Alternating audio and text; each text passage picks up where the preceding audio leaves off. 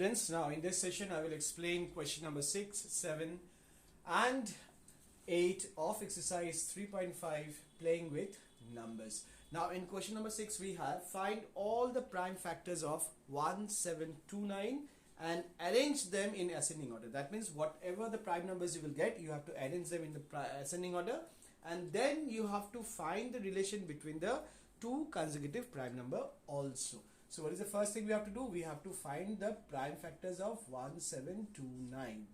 Okay, so what is the first prime number which will divide 1, 7, 2, 9? It is 7, students. Okay, 7. So 7, when 1, 7, 2, 9 will be divided by 7, answer will get as 2, 4, 7. Now this 2, 4, 7 will be divisible by 13 and the answer will get as 19. So 19 is a prime number. So 19, 1s are 19. So these are all the prime factors of 1, 7, 2, 9. So we'll write it down.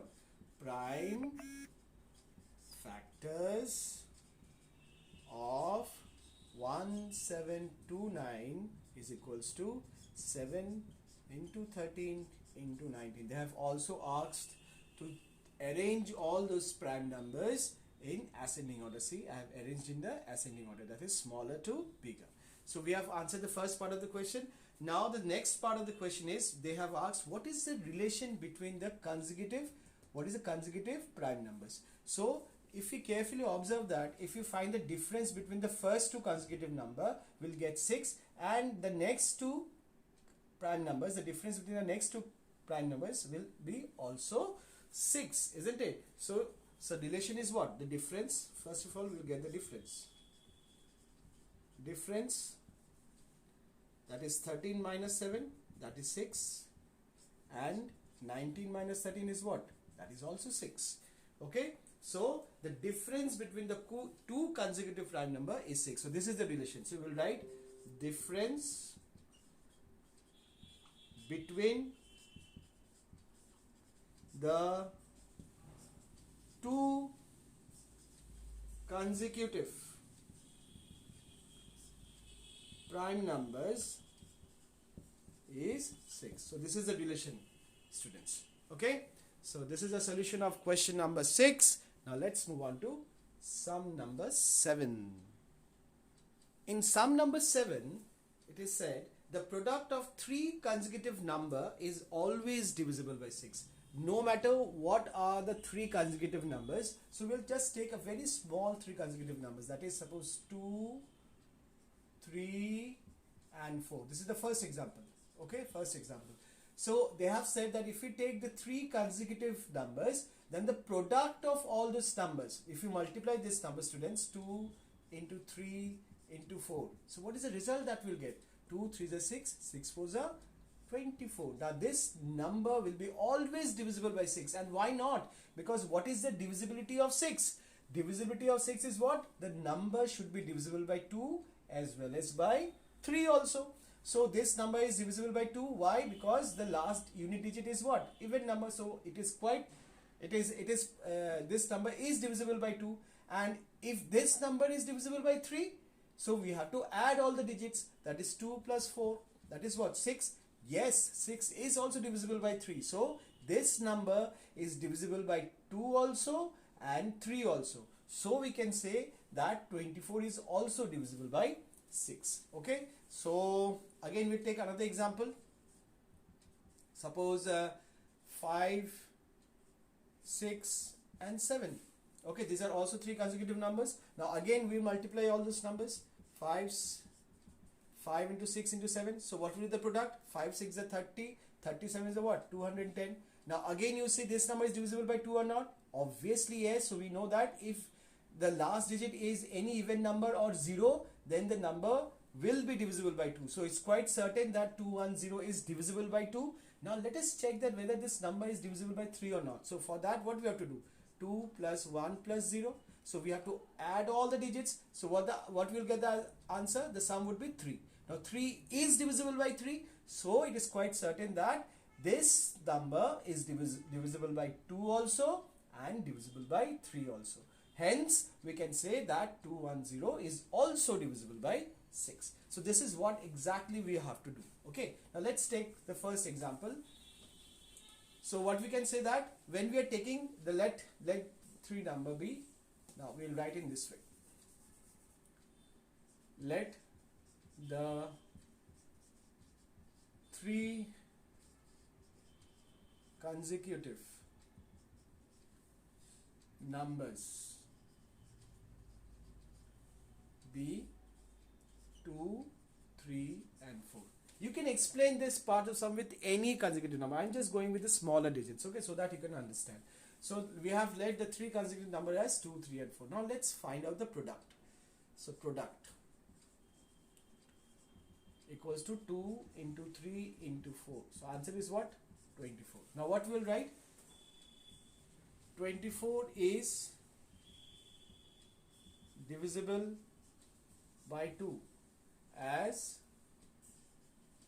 unit digit is even. Why it is divisible by 2? We have to also write that. Why 24 is divisible by 2? As unit digit is even. Unit digit is even. Now adding the digits. Adding the digits, we'll get 2 plus 4, that is equals to what? 6, isn't it? So 6 is also divisible by 6.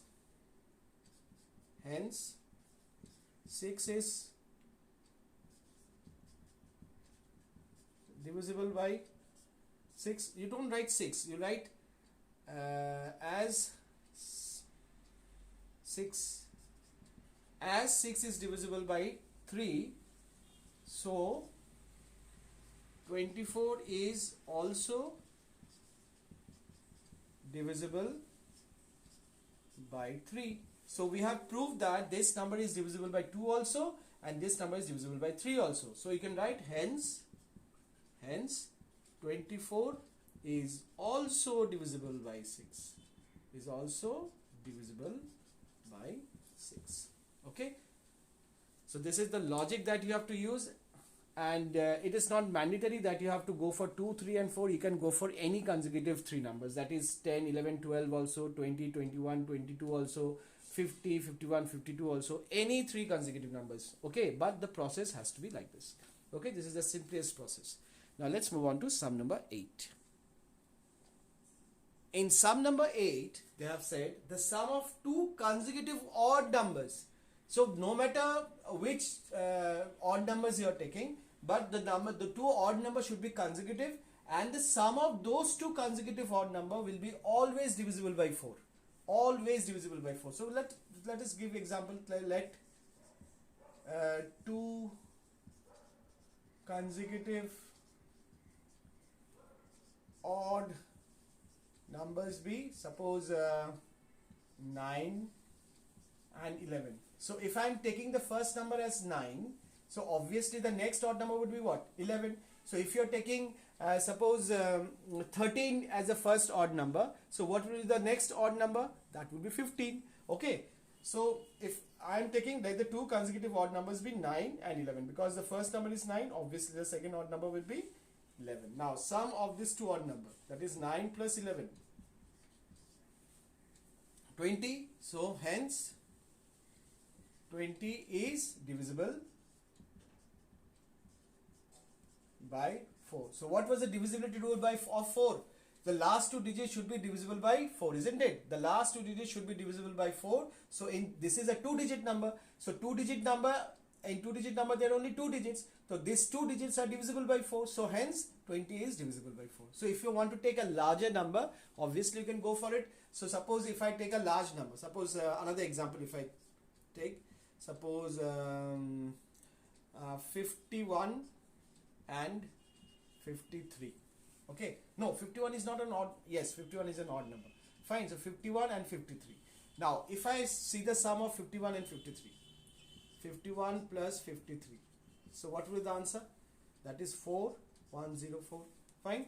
So you see, to verify whether this number is divisible by 4 or not, so we have to always concentrate on the last 2 digits. So last 2 digits is divisible by 4. Last 2 digit is divisible by 4. Yes, it is divisible by 4, because the last 2 digit is what? 0 and 4, isn't it? So hence, now you can write in this way: since last two digits are divisible by 4, so 104 will also be divisible by 4.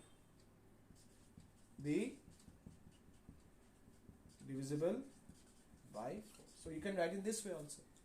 Okay. So thank you students. God bless you all and stay blessed.